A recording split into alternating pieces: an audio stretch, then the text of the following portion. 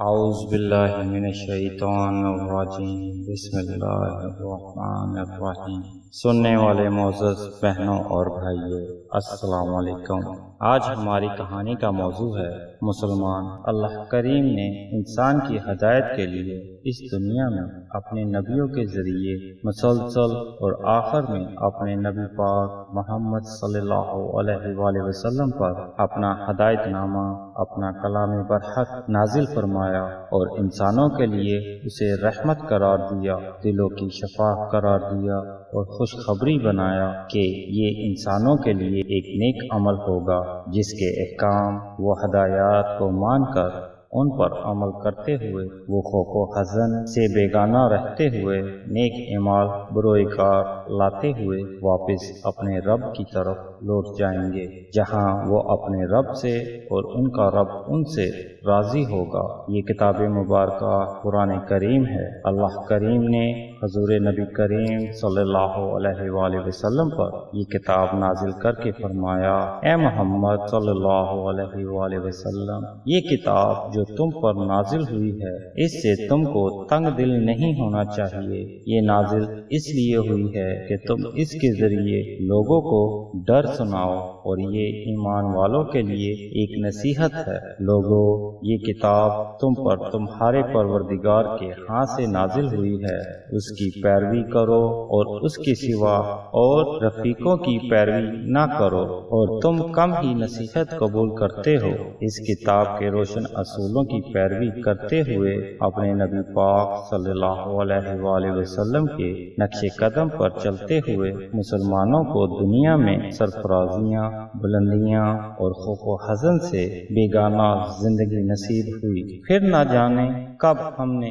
ان احکام اور ان اصولوں سے منہ موڑ لیا، نتیجہ ہمارا معاشرہ اللہ تعالیٰ کے عطا کردہ سیدھے رستے سے ہٹ گیا، جہالت اور گمراہی کے اندھیروں میں کھو گیا، لوٹ، جھوٹ، مکر و فریب، دغا بازی، چال سازی، منافقت اور قول و فعل میں تضاد کا نمونہ بن گیا۔ لیکن کیا کیا جائے کہ کارواں کے دل سے احساس ضائع نہ ہو۔ اب ایک طرف تو ہم دن رات اللہ تعالیٰ، رسول نبی کریم صلی اللہ علیہ وآلہ وسلم، قرآن مجید اور سنت جیسے مقدس ناموں کا ورد سنتے ہیں، اور دوسری طرف ہم اپنی سوسائٹی میں اپنے ارد گرد مکر و فریب، منافقت اور بے حسی کے مظاہرے دیکھتے ہیں، تو ہمیں کسی بات پر یقین ہی نہیں رہتا، اور اس کے نتیجے میں پورے کا پورا معاشرہ غیر شعوری طور پر ایک بے یقینی، بے اعتمادی اور منافقت میں مبتلا ہو گیا ہے۔ اس بے یقینی کی وبا میں ہمیشہ کی طرح اب بھی قرآن مجید ایک ایسی روشن راہ ہدایت کی کتاب ہے جو ہمیں واپس ایک صحت مند معاشرے اور دنیا و آخرت میں کامیابی کی شاہراہ پر گامزن کر سکتی ہے۔ اللہ کے عطا کردہ اصول و قوانین اور احکام ایسی قوت ہیں جو ہماری رہنمائی کر سکتے ہیں۔ ان کی محکمیت کی شہادت خود اللہ تعالیٰ نے ان الفاظ میں دی ہے: میں قسم کھاتا ہوں ان چیزوں کی جو تم دیکھتے ہو اور ان کی بھی جنہیں تم نہیں دیکھ سکتے۔ یہ ایک رسول کریم کا قول ہے، کسی شاعر کا قول نہیں۔ تم لوگ کم ہی ایمان لاتے ہو۔ یہ رب العالمین کی طرف سے نازل ہوا ہے، اور اگر اس نبی نے خود گڑھ کر کوئی بات ہماری طرف منسوب کی ہوتی تو ہم اس کا دایاں ہاتھ پکڑ لیتے اور اس کی چار رگ کاٹ ڈالتے، پھر تم میں سے کوئی ہمیں اس کام سے روکنے والا نہ ہوتا۔ در حقیقت یہ پرہیزگاروں کے لیے ایک نصیحت ہے۔ اور اللہ تعالیٰ فرماتے ہیں: ہم نے قرآن مجید میں لوگوں کے سمجھانے کے لیے طرح طرح کی مثالیں بیان فرمائیں، لیکن انسان کی حالت یہ ہے کہ وہ اکثر معاملات میں جھگڑے ہی نکالتا رہتا ہے، اور لوگوں کے پاس جب ہدایت آ گئی تو انہیں کس چیز نے منع کیا کہ وہ ایمان نہ لائیں اور اپنے پروردگار سے بخشش نہ مانگیں، اور اس کے کہ اس بات کے منتظر ہوں کہ انہیں بھی پہلو کا سا معاملہ پیش آئے یا ان پر عذاب سامنے آ موجود ہو۔ مسلمان اس کتاب ہدایت کی پیروی کرنے کا اقرار کرتا ہے، عہد باندھتا ہے، اور اگر اس عہد کو کو توڑتا ہے تو اللہ کریم کا فرمان ہے، وہ جو اللہ کے عہد کو پختہ باندھنے کے بعد توڑ دیتے ہیں اور جن رشتوں کا اللہ نے ملانے کا حکم دیا ہے انہیں کاٹتے ہیں اور زمین میں فساد پھیلاتے ہیں، وہی لوگ نقصان اٹھانے والے۔ اس عہد کی پاسداری کیجیے کہ کہیں آپ کو آخرت میں یہ نہ سننا پڑ جائے کہ بہانے مت بناؤ، تم ایمان لانے کے بعد کافر ہو چکے تھے۔ آپ سے یہ لوگ، یہ دنیا دار، اہل و عیال جتنے بھی خوش ہو جائیں، مگر یاد رکھیے کہ بے شک اللہ تعالیٰ نافرمان لوگوں سے کبھی راضی نہیں ہوتا۔ مسلمان وہ ہے جو جانتا ہے کہ تمام تعریفیں در حقیقت اللہ ہی کے لیے ہیں جو تمام جہانوں کا پالنے والا ہے۔ مسلمان وہ ہے جو صرف اللہ تعالیٰ کی بندگی کرتا ہے اور صرف اسی سے مدد کا طلبگار ہوتا ہے۔ مسلمان ہمیشہ صراط مستقیم کی طرف ہدایت کا طلبگار رہتا ہے۔ مسلمان اللہ تعالیٰ پر بن دیکھے ایمان لاتا ہے، نماز قائم کرتا ہے اور اللہ تعالیٰ کے عطا کردہ رزق سے خرچ کرتا ہے۔ جو کچھ حضور اکرام صلی اللہ علیہ وآلہ وسلم پر نازل کیا گیا اور جو ان سے پہلے نازل کیا گیا اس پر ایمان لاتا ہے، آخرت پر یقین رکھتا ہے اور جانتا ہے کہ اگر وہ ایسا کرے گا تو وہ اپنے رب کی رہنمائی میں ہوگا اور فلاح پانے والوں میں ہوگا۔ ہمیں یہ دیکھنا ہے کہ کیا ہم واقعی اپنے ہوش و حواس اور اپنے اختیار سے ایمان لائے ہیں یا صرف پیدائشی حادثے کی وجہ سے خود کو مسلمان سمجھتے ہیں، اور کیا ہم ایسا ہی ایمان لائے ہیں جیسا کہ مطلوب و مقصود الہی ہے، یا ہم نے اپنے ایمان کو اپنی مرضی کے تابع کر رکھا ہے۔ کوئی آدمی جب اپنی سمجھ بوجھ، اپنی عقل مندی کی روشنی میں یا کسی صادق القول کی بات تسلیم کر کے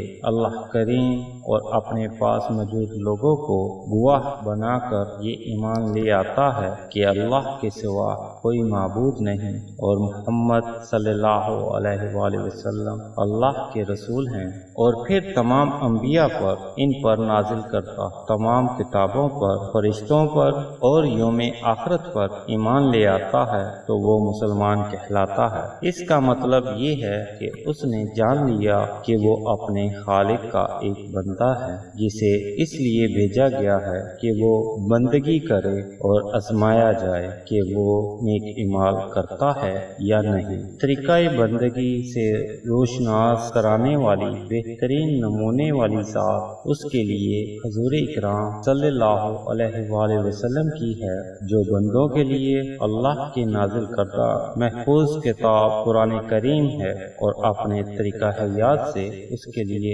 رہنمائی فرما گئے ہیں۔ تو اس طرح جو اللہ تعالیٰ کو طاقت اعلیٰ مان لیتا ہے، حاکم اور حاکمین مان لیتا ہے، زبردستی نہیں اپنی مرضی اور اختیار کے ساتھ، تو پھر اگر وہ اس ماننے کے دعوے میں سچا ہے تو صرف اللہ ہی کی اطاعت کرتا ہے، رسول اللہ صلی اللہ علیہ وآلہ وسلم کی اطاعت کرتے ہوئے انہی کے طریقے زندگی کو اپنے لیے مشعل راہ بناتا ہے، جنہوں نے زندگی کا ہر لمحہ احکامات قرآن کے مطابق بسر کیا، اور اگر وہ صرف زبانی اقرار کرتا ہے اور احکام الہی سے سرکشی کرتا ہے یا انہیں جاننے اور ان پر عمل کرنے کی کوشش ہی نہیں کرتا، یا پھر ان پر عمل ہونے سے اجتناب کرتا ہے، تو اس کا دعویٰ بڑا عجیب ہے اور یوں محسوس ہوگا کہ وہ کسی معاشرتی بندھن، قید و رسوم، معاشرے میں تنہائی کے خوف، سماجی بائیکاٹ یا فکر و خوف رد عمل کی وجہ سے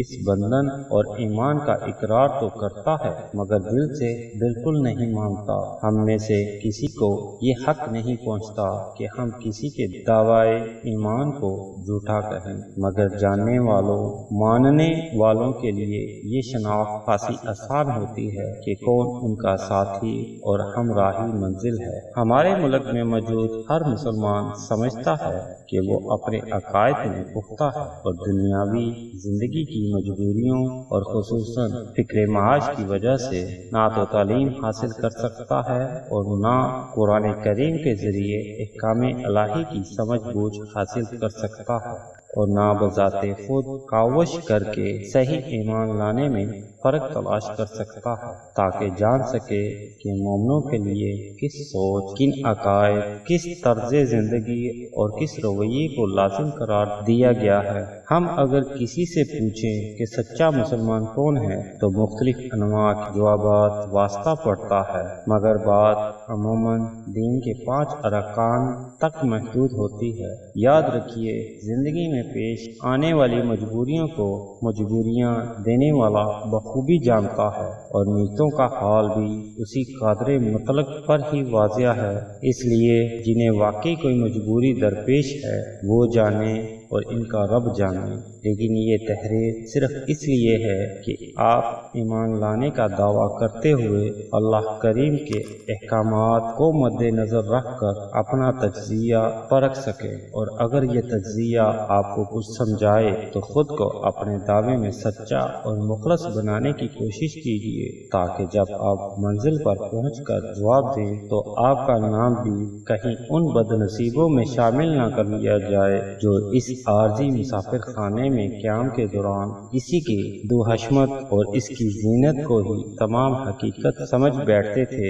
اور صرف معاشرتی بہاؤ کا ساتھ دینے کے لیے خود کو مسلمان کہتے ہیں۔ اس لیے بھی توجہ کیجیے کہ وہاں سے واپس آ کر اس ابدی بھول کو صحیح کرنے کا موقع نہیں ملے گا۔